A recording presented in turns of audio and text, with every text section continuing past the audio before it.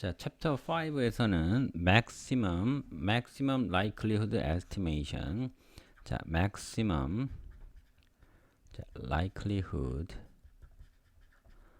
estimation 의 테크닉에 대해서 배우고요. MLE. 자, 이것을 학습하기 위해서는 우리가 여태까지 배웠던 확률 밀도 함수, 자, probability distribution function하고 likelihood 함수와의 차이점을 일단 공부를 해야 되겠습니다. 자, 만약에 저희가 공통적으로 x1이라는 샘플을 x1이라는 모집단에서 뽑고 x1이라는 모집단은 정규분포를 따르는데 평균이 뮤이고 분산이 시그마 제곱인데서 뽑는다고 치겠습니다. 자, 그렇게 되면 x1, 스몰 x1을 이미 뽑았기 때문에 여기 있죠. 그런데 우리 이 PDF는 뭐냐면 probability distribution function은 이 뮤와 시그마 제곱을 안다고 가정을 하는 겁니다. 그렇게 되면 우리는 이미 이 함수가 중간이 어디고 분산이 어디인지를 이미 알고 있어요. 그렇게 되면 우리가 특정한 샘플 값을 넣으면 확률 값이 바로 나오죠. 여기서 3% 이렇게. 자, likelihood 함수는 뭐냐면 뭐의 함수냐면 뮤와 시그마의 함수이고 그 다음에 x1 샘플도 같이 넣어요. 자, 그렇게 되면 자, x1을 넣으면 원래는 정규분포를 따르는 걸 아니까 확률 값이 바로 나와야 되는데 어떤 걸 우리가 변수로 주냐면 이 모집단의 파라미터들, 지금 같은 경우에 평균과 분산을 막 바꿔보겠습니다. 자, 예를 들면 첫 번째, 제가 만약에 평균이 여기 있다고 쳐보겠습니다. 분산이 똑같고 그럴 경우에는 x1이 뽑힐 수 있는 확률이 예를 들면 이렇게 해서 뭐 8% 이렇게 될 겁니다. 제가 만약에 이걸 바꿔가지고 세팅을 바꿔서 제가 만약에 평균이 이때쯤 있다고 쳐보겠습니다. 그렇게 되면 지금 이 x1 똑같은 x1이 뽑힐 확률이 뭐 16% 이렇게 바뀌겠죠. 그렇죠?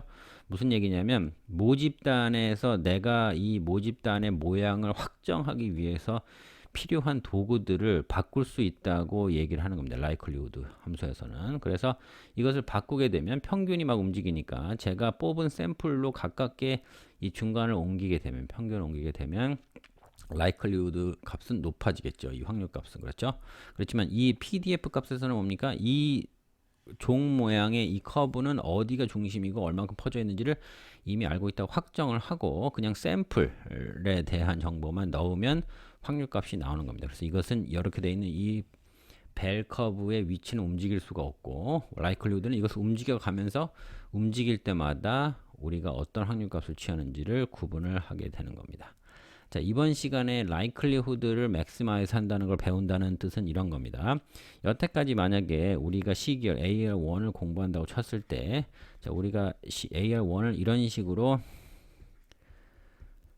정의를 했습니다. 자, 그리고 만약에 ET라는 애는 정규 분포를 따르는데 평균값이 0이고 시그마의 제곱을 따르겠습니다. 자, 그렇게 되면 우리가 지금 확정을 해야 되는 값은 우리가 이거 알아야 되죠. 이거 알아야 되죠. 그 다음에 이거 알아야 됩니다. 이거 전부 다 알아야지 우리가 XT에 대해서 완전히 알았다고 말을 할 수 있겠고 여태까지는 이 정보들을 안다고 가정을 하고 문제를 접근을 했었습니다. 이걸 안다고 가정했어요. 이게 만약에 제가 세타라는 집합으로 묶으면 알파, C, 시그마 제곱을 안다고 가정을 한 겁니다. 물론 이것은 모릅니다. 왜냐하면 우리는 아주 큰 샘플, 전체 샘플 중에서 요만큼 프랙션만 알고 있기 때문에 우리가 관측하는 거는 길이가 t인 요 관측이 가능한 시계열만 보고 이 전체는 모릅니다. 그렇지만 이 세타를 안다는 것은 이 전체를 봐야지만 알 수 있는 것이기 때문에 우리는 이것을 안다고 할 수가 없고 그래서 우리는 지금 하려고 하는 짓은 뭐냐면 우리가 요만큼만 관측을 하고 이 전체를 관장하는 세타 값, 세타 이것을 추정을 하는 겁니다. 그렇죠? 우리는 항상 샘플 관련된 데이터만 보기 때문에 파퓰레이션에 관련된 정보는 무조건 추정만 할 수 있습니다. 그렇죠? 그래서 여태까지는 우리는 세타에 대한 정보를 다 안다고 가정을 하고 편의상 문제 접근했지만 실제로는 그건 불가능하죠. 그러니까 세타, 우리가 파퓰레이션 파라미터라고 하는 거 파라미터들에 대해서 우리가 모르니까 우리가 가지고 있는 정보를 가지고 이것을 한번 추론을 해볼 텐데 어떻게 추론하는 것이 좋은지에 대한 접근 방법이 likelihood 함수를 이용하는 겁니다. 대략적인 스케치는 뭐냐면 우리가 x1을 뽑았다는 거는 hard fact입니다. 우리가 이것은 뭐 건질 수가 없어요. 그렇게 되면 우리가 임의로 돼 있는 집합 중에서 파퓰레이션에서 x1을 그냥 아무거나 하나 뽑은 건데, 자 질문은 뭐냐면, 자 x1이 뽑혔는데 이렇게 아주 확률적으로 낮은 데서 뽑았다고 가정을 하는 게 합리적일까요? 아니면 평균에 근사해서 뽑았다는 게 더 합리적일까요? 물론 이렇게 아주 익스트림한 값에서 뽑을 수도 있겠지만, 그거보다는 뽑힐 확률이 많은 이런 중간값에서 뽑혔다고 가정하는 것이 더 합리적이겠죠. 그래서 likelihood를 이용을 하면 어떻게 되냐면, 우리가 지금 모르는 것은 지금 예를 들면 분산을 안다고 쳤을 때 이 평균의 위치만 지금 막 이동을 할 텐데, x1이라는 애가 뽑힐 때 이런 익스트림한 케이스가 아니라 이런 정규분포 중에서 아주 뽑힐 만한 그럴 법한 숫자가 뽑혔다라고 얘기를 하고 싶으면 뮤를 어디다 갖다 넣으면 되냐면 이렇게 갖다 놓으면 됩니다. 그러면 확률이 최대가 되죠. 그래서 무슨 말을 할 거냐면, x1이라는 거를 우리가 이 파퓰레이션에서 뽑았는데, x1이 물론 이런 데서 뽑힐 수도 있고 이런 데서 뽑힐 수도 있지만 평균 근처에서 뽑혔을 것이 더 가능성이 많기 때문에 우리는 뮤가 이 정도에 있을 거라고 생각한다라는 것이 합리적이라는 뜻입니다. 그러면 이런 식으로 x1을 한번 뽑았죠. 이렇게 돼서 우리가 x1을 한번 뽑았어요. 자, 두 번째 시계열 뽑겠습니다. x2도 또 이런 데서 뽑을 텐데, 자, x3도 또 뽑을 거예요. 그렇죠? 자, 그렇게 되면 우리는 x1, x2, x3를 연속해서 3개를 뽑았는데, 이 3개가 뽑힐 확률을 가장 최대로 하려면 어떻게 해야 될까요? 얘도 이 평균에서 뽑혔고, 그렇죠?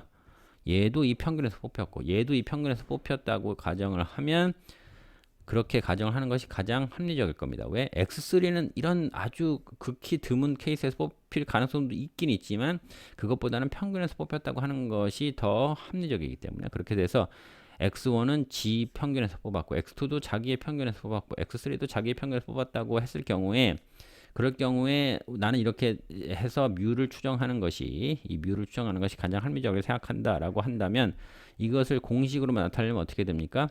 likelihood 함수, 이렇게 될 확률, 이렇게 될 확률, 이렇게 될 확률을 전부 곱한 likelihood 함수인데, 뭘 조정을 해서 뮤를 조정을 해서 나오는 확률 값이 최대화, maximize 되는 것을 찾으면, 그렇게 된 estimation을 찾게 되면 그게 우리가 원하는 이런 파라미터들 값이 아니겠느냐라는 겁니다. 그래서 지금부터 할 일은, 우리는 요만큼의 샘플만 관측을 하고 있고, 그 대신에 이 전체 파퓰레이션을 봤다고 가정하고 그 파퓰레이션을 관장하는 파라미터들을 알고 싶은 겁니다. 이것을 우리가 추정을 해야 하는데, 추정하는 방식은 뭡니까? 그 파라미터 값들을 이렇게 저렇게 움직여 보면서, 모르니까.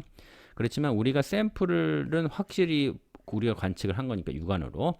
그러면 그 샘플들이 뽑힐 확률을 가장 높여주는 함수를 likelihood 함수라고 잡고, 그 likelihood 함수의 뮤 값을 막 변화를 시켜가면서 이 likelihood의 값이 최대화되는, maximize 되는 estimation을 해서 그렇게 시켜줄 수 있는 이 파라미터들을 구하면 그게 우리가 할 수 있는 파라미터에 대한 베스트의 추정이 아니냐, 이런 식의 논리의 흐름을 앞으로 이어가고자 합니다.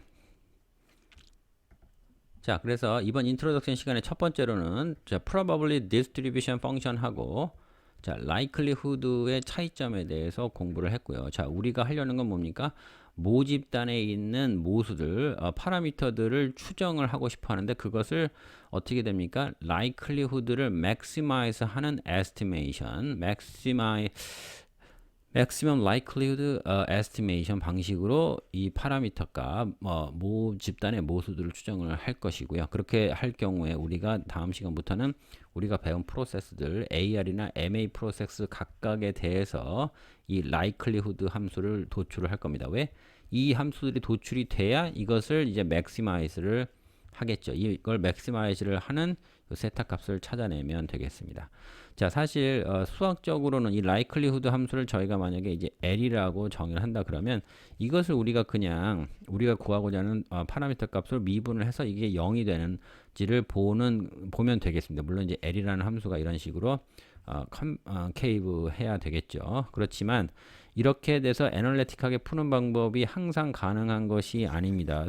이 함수가 이렇게 심플하게 나오지 않을 가능성이 많기 때문에, 그래서 우리가 이번 단원에서 마지막으로 배울 함수는, 만약에 이런 애널리틱한 방법이 안 된다면 likelihood 함수를 maximize 할 수 있는 세타 값을 구해야 되는데 이것을 구하기 위한 우리가 시행착오 방식 numerical methods에 대해서 학습을 해보는 것으로 흐름을 이어가겠습니다. 첫 번째로 다시 정리합니다. 우리는 여태까지 probability distribution 펑션을 배웠어요. 그렇게 된다면 우리는 모수값을 파라미터를 다 안다고 가정을 한 겁니다. 이건 실제로 모릅니다. 자, likelihood 함수는 뭐냐면 파라미터 값을 막 변화를 주어 봤을 때 PDF가 어떻게 변하는지를 관측을 하는 함수입니다. 이것을 막 변화를 시켜 봤을 때.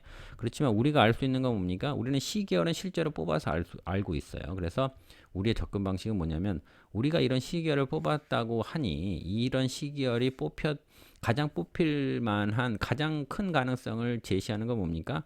우리가 만약에 정기분포에서 뽑았다 그러면 이런 것들 각각이 평균 근처에서 뽑혔다 그러면 가장 확률적으로 더 말이 되겠네요. 그렇죠? 그래서 우리는 어떻게 할 거냐면 이런 샘플들을 뽑을 수 있는 확률을 최대화할 수 있는 그런 파라미터 값의 위치를 찾아낼 거야 라고 생각을 하는 거고요. 이런 식으로 우리가 뽑은 샘플이 항상 아니면 가능한 한 최대한 이 평균 근처에 있도록 그렇게 해서 뮤를 찾아내는 거. 이게 maximum likelihood estimation으로 찾아낸 파라미터 값이고요. 그 다음에 우리는 앞으로 이 방식을 통해서 우리의 AR에 필요한 파라미터들, 코에피션트나 뭐 상수, 분산 등등을 구해낼 거고 무빙 에버리지도 똑같습니다. 그래서 그런 각각의 프로세스, 우리가 공부한 프로세스에 대해서 likelihood 함수를 도출을 하고요. 왜? 이것을 maximize를 할 거니까요. 그걸 maximize를 해야 우리가 모수 값을 추정할 수 있으니까요. 그리고 많은 경우에 이 likelihood 함수가 복잡하기 때문에 이렇게 단순 미분에 의해서 최적화된 세타 값이 나오지 않을 수도 있습니다. 그럴 경우에 우리는 이렇게 된 최적화된 세타 값을 알아내기 위해서 애널리틱한 방식이 아니라 이런 식으로 단순 미분이 불가능하거나 아주 어려울 경우에 numerical method 시행착오법을 통해서 세타 값을 추정하는 방식에 대해서 공부를 하도록 하겠습니다. 감사합니다.